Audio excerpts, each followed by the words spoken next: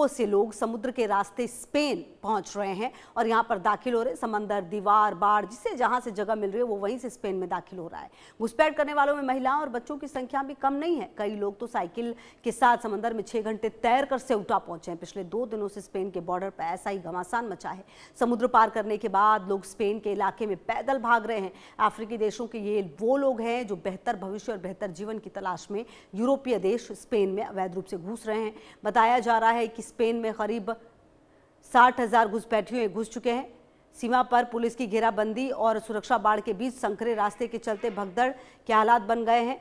लोग एक दूसरे पर गिर रहे हैं, भीड़ में दबने लगे हैं। दम घुटने और समुद्र में डूबने के चलते अब तक 34 अफ्रीकी प्रवासियों की मौत हो चुकी है। घुसपैठियों को रोकने के लिए स्पेन की सेना भी बुलानी पड़ी है। तस्वीरें आपके टीवी स्क्रीन पर है, आप देखिए कैसे ये सेउटा की अलग अलग तस्वीरें हैं, लेकिन ये तमाम तस्वीरें एक ही बात की तस्दीक कर रही है कि हर किसी को यहाँ पर पहुँचना है। घुसपैठ किस तरीके से यहाँ पर जो है वो होती हुई नजर आ रही है। हालांकि अच्छे जीवन की तलाश में यहाँ पर जा जरूर रहे हैं, लेकिन पहुँचेंगे कैसे?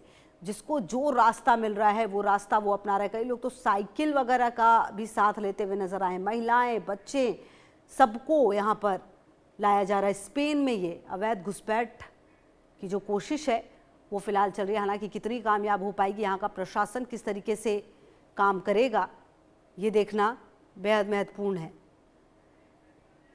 तो पिछले कुछ समय से लगातार इस तरह की जो तस्वीरें हैं वो सामने आ रही हैं स्पेन में, जहाँ पर अवैध घुसपैठ काफ़ी बढ़ चुका है और लगातार यहाँ पर हालांकि जो प्रशासन है सहयोग उसका भी ज़रूर लिया जा रहा है, लेकिन कितना सफल प्रशासन भी हो पाएगा ये देखना बेहद महत्वपूर्ण है। क्योंकि अगर आप देखें कि क्यों स्पेन में ये लोग घुस रहे हैं, ये हड़कंप मचा हुआ है। जी हाँ, स्पेन के सेउटा एनक्लेव में प्रवेश के लिए हज़ारों प्रवासियों ने लगातार समुद्री रास्ते से सीमा पार करने की कोशिश की है। कई लोगों की जान गई है। हालात बेकाबू होने पर मोरक्को ने आंसू गैस, वाटर कैनन, हवाई फायरिंग का सहारा लिया, जबकि स्पेन के अतिरिक्त सैनिक तैनात किए गए। इस घटनाक्रम के बाद पूरे यूरोप में सुरक्षा और प्रवासन नीति को लेकर नई राजनीतिक बहस शुरू हो गई है। जी हाँ, सोशल मीडिया पर जो वायरल वीडियोज उसमें बड़ी संख्या में लोग सीमा पर लगी बाढ़ के अंदर समुद्र में तैरते दिखाई दिए, जबकि कई अन्य लोग तट पर मौका मिलने का इंतजार करते नजर आए हैं। और आप देखिए समुद्र में उतरकर सेउटा पहुंचने की कोशिश जो है वो यहाँ पर की जा रही है।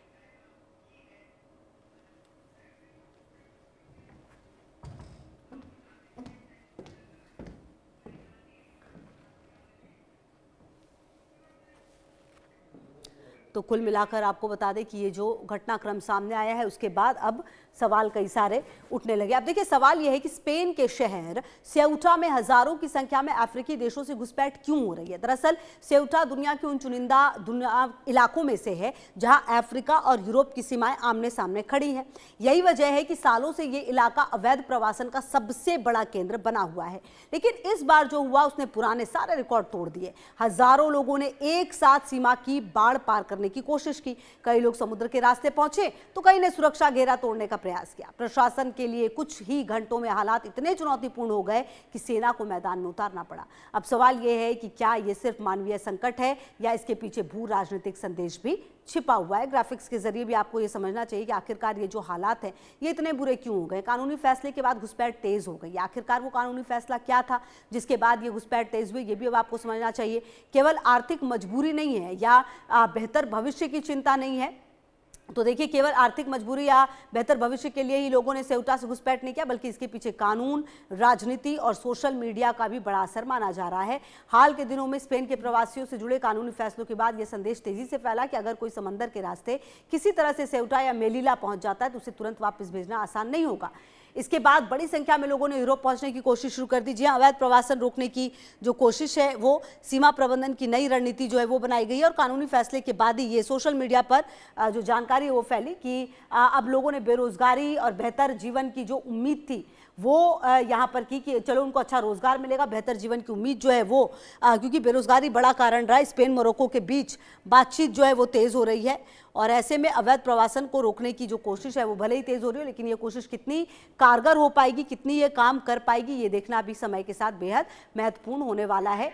तो सोशल मीडिया पर यह जानकारी फैली और नवंबर 2024 में अल्जीरिया प्रवासी को समुद्र से पकड़ा गया। बिना सुनवाई सीधे मोरक्को भेजे जाने को अदालत में चुनौती दी गई। 29 जून 2026 को स्पेन सुप्रीम कोर्ट का बड़ा फैसला है। हम बता रहे हैं आपको वो फैसला क्या था जिसके बाद ये स्थिति मजी है।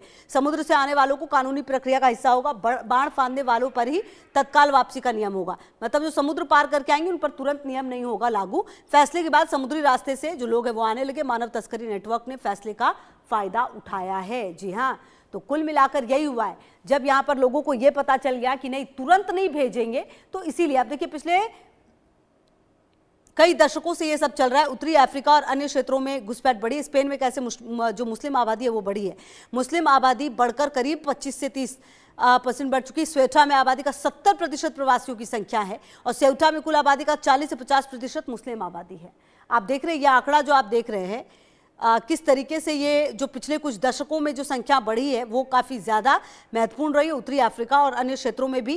और 25 से 30 लाख मुस्लिम आबादी बढ़कर हो चुकी है। तो स्पेन में ये जो हालात है वो काफ़ी बदतर होते हुए नजर आ रहे हैं। हालांकि किस तरीके से अब यहाँ पर जो सरकार है वो इस पर काम करेगी, किस तरीके से सरकार इस पर अब फैसले लेगी, ये भी देखना बेहद महत्वपूर्ण है। जी हाँ, तो ये हमने आपको बताया कि कैसे मुस्लिम आबादी लगातार यहाँ बढ़ रही है। पिछले कुछ दशकों में जिस तरीके से यहाँ पर घुसपैठ की कोशिश हुई और जिस तरीके से अब देखिए उत्तर अफ्रीका के जो मुस्लिम हैं 711 ईस्वी में स्पेन में नूरिश सेनाओं का प्रवेश होता है। स्पेन के इबेरिया प्रायद्वीप में अल अंडलुस की स्थापना होती है।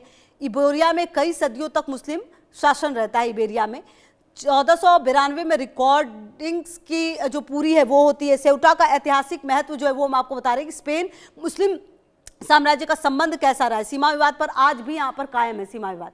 ऐसा नहीं है कि सब कुछ यहाँ पर ठीक हो गया, सीमा विवाद आज भी यहाँ पर चल रहा है। इतिहास और वर्तमान का जो टकराव है वो देखने को मिला है। सीमा सुरक्षा पर तीखे सवाल, विपक्ष ने सरकार को यहाँ पर घेरा है और सीमा सुरक्षा पर तीखे सवाल पूछे। मानव तस्करी नेटवर्क पर नजर जो है वो रखी जा रही है और सुरक्षा एजेंसियां हाई अलर्ट पर यहाँ पर दिख रही हैं और प्रवासन नीति पर नई बहस जो एक बार फिर से छिड़ती हुई दिख रही है। तो कुल मिलाकर सरकार ने निगरानी जरूर बढ़ा दी है, लेकिन ये निगरानी कितनी बढ़ पाएगी, कितना ये रुक पाएगा, पूरे यूरोप पर नजर है स्पेन की। क्योंकि जिस तरीके से यहाँ पर घुसपैठ बढ़ी है, सीमा सुरक्षा पर जो अब तीखे सवाल है वो उठने लाजमी है। विपक्ष के सवाल भी सामने आ रहे हैं और कुल मिलाकर अब इस तरह की जो घटना है वो कैसे रोकी जाए, चर्चा इसको लेकर भी हो रही है। अवैध प्रवासन पर चिंता बढ़ी है। यूरोप के सामने ये नई चुनौती, अवैध प्रवासन पर चिंता बढ़ी है।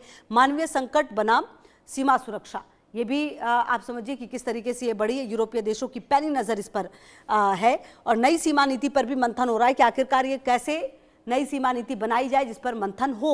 स्पेन की कार्रवाई पर दुनिया की नज़र है। जी हाँ, सेउटा बना है वैश्विक चर्चा का केंद्र, क्योंकि जिस तरीके से लोग यहाँ पर पहुँच रहे, जिस तरीके से लोगों को यहाँ पर रहने की जो और अच्छे जीवन के लिए यहाँ पर पहुँच रहे, वो आखिरकार अच्छा जीवन जिएंगे कैसे, ये अब एक दिलचस्प और देखने वाली बात होगी। अब स्पेन की सुप्रीम कोर्ट में क्या कुछ हुआ ये भी समझना होगा और अब नई सही जो ये नीति है उस पर अब सवाल खड़े होने लगे हैं।